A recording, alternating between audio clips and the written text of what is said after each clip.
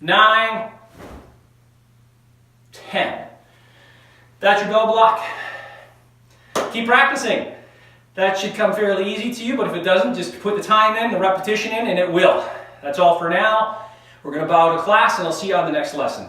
Keep up the good work, and please continue to follow through with your meditation. Meditation is very, very important to solidify in your mind and practice.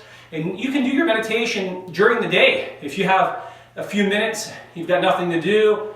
I don't know if you ride public transit, if you're at work and you have a break, you can close your eyes for a few minutes and just review these moves in your mind and see yourself going through them.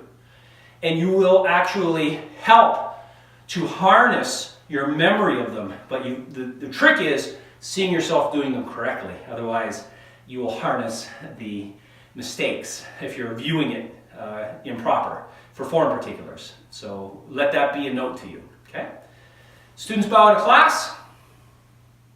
See you in the next class.